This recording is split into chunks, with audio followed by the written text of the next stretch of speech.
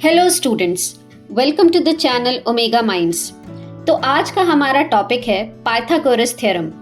बहुत important topic है grade 7 का। अब पाइथागोरस थ्योरम हमें लगता है कि बहुत मुश्किल टॉपिक है, बट कोशिश करते हैं आज इसको सिंपल तरीके से समझने से। पाइथागोरस एक्चुअली एक ग्रीक फिलोसोफर थे जिन्होंने मैथमेटिक्स, एस्ट्रोनॉमी और म्यूजिक में अपना बहुत बड़ा कंट्रीब्यूशन किया। हम मानते हैं कि ये वाला जो थ्योरम है कम से कम 1000 साल पहले बेबीलोनियंस को पता था, लेकिन Pythagoras was the first person जिन्होंने इस थ्योरम को मैथमेटिकली प्रूव किया। तो अब प्रूव कैसे किया?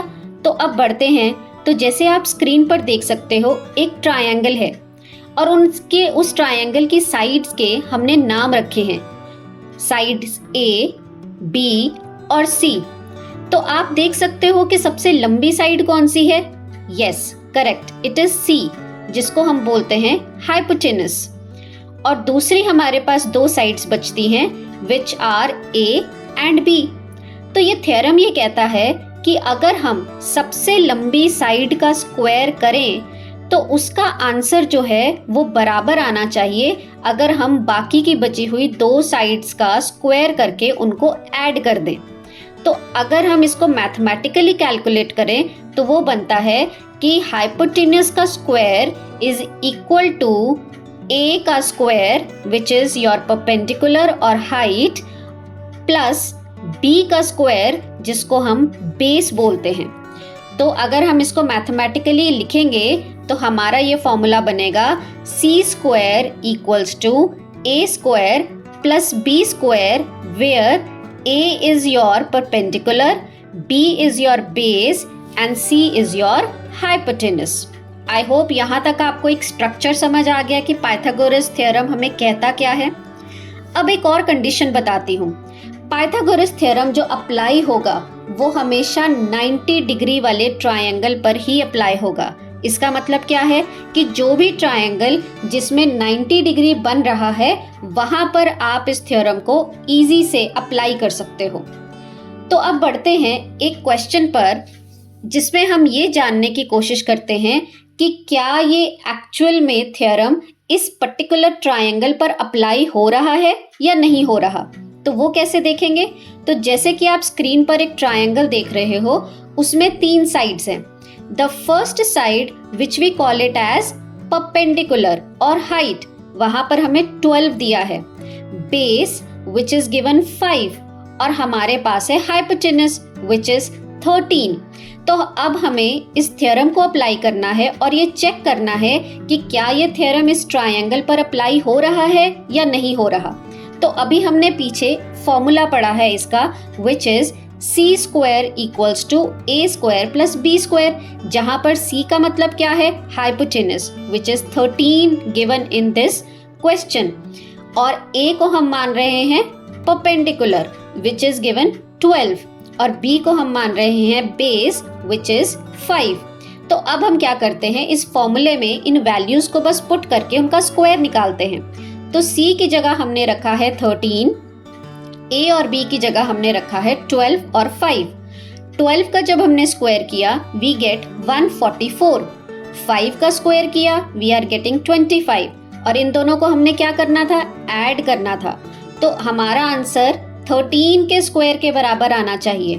तो अगर हम देख सकते हैं कि 169 इज कमिंग इक्वल टू 169, इसका मतलब है ये थ्योरम तो अप्लाई हो रहा है। तो अब ये तो हमने कह दिया कि ये थ्योरम अप्लाई हो रहा है। इसका कंक्लूजन क्या है? इसका कंक्लूजन ये है कि अगर किसी ट्रायंगल पर पाइथागोरस थ्योरम अप्लाई हो रहा है तो इसका मतलब वो ट्रायंगल जो है वो राइट एंगल्ड ट्रायंगल है। बहुत इंपॉर्टेंट है। अगर राइट एंगल ट्रायंगल होगा, आपको दिया है क्वेश्चन में राइट एंगल ट्रायंगल है, तो आप पाइथागोरस को अप्लाई कर सकते हो। अगर आप पाइथागोरस अप्लाई करते हो और वो सॉल्व हो जाता है तो इसका मतलब वो ट्रायंगल कैसा है? बाय डिफॉल्ट वो 90 डिग्री का ही ट्रायंगल है। तो आपकी बुक में जो है वो ऐसा क्वेश्चन आता है कि आइडेंटिफाई करो कि whether the given values are of right angle triangle और नॉट।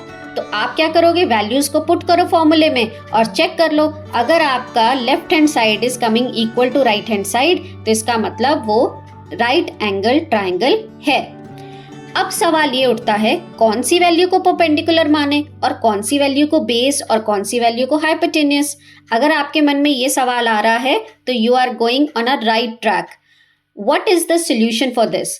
तो हम सबसे लंबी साइड, अब जैसे यहाँ पर 13 तो फिगर में दिया हुआ है, अगर वो फिगर नहीं है आपके पास और तीनों सिर्फ साइड्स दी हो 12, 13 और 5, तो सबसे बड़ी वाली साइड जो है वो हमारी ऑटोमेटिकली हम उसको हाइपोटेन्यूस ही मान लेंगे और बाकी की बची हुई दो साइड्स को स्क्वायर करेंगे और उनका सम निकालेंगे।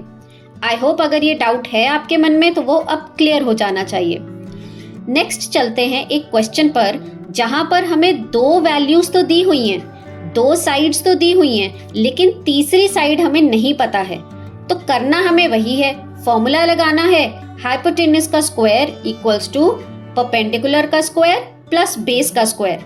एक बार फिर से मेरे साथ बोलो, हाइपोटेन्यूस का square equals to perpendicular square plus base square. तो हमने क्या किया, जो जो वैल्यूज हमें दी हुई हैं हमने उसको बस पुट किया है और अपना आंसर निकालने की कोशिश की है। तो हमने क्या किया, हमने परपेंडिकुलर की जगह 8 डाला और उसका स्क्वायर कर दिया, बेस की जगह हमने 15 डाला और उसका स्क्वायर कर दिया, इक्वल्स टू हाइपोटेन्यूस का स्क्वायर है। अब ये तो हमें नहीं पता हाइपोटेन्यूस कितना है, तो हमने उसको x माना है और उसका x का स्क्वायर कर दिया है। वैल्यूज को सॉल्व किया, देखो 8 का स्क्वायर क्या बना, स्क्रीन पर देखो 64 लिखा हुआ है। 15 का स्क्वायर क्या बना, इट इज 225। ऐड करोगे यू विल गेट 289। अब तुम समझते हो ये यहाँ तो क्वेश्चन सॉल्व हो गया। नहीं, अभी ऐसा नहीं है। हमारे पास आया है x का स्क्वायर इक्वल्स टू 289, पर तुम्हें क्या निकालना है, तुम्हें तो x की वैल्यू निकालनी है। तो तुम्हें याद होगा प्राइम फैक्टराइजेशन वाला मेथड। तो जब तुम प्राइम फैक्टराइजेशन करोगे तो तुम्हें मिलेगा 289 जो है वो 17 का स्क्वायर बन रहा है। तो 17 is the answer for the value of AB. I hope the doubt is clear. If you have any questions, please let me know in the comment section. Thank you for watching.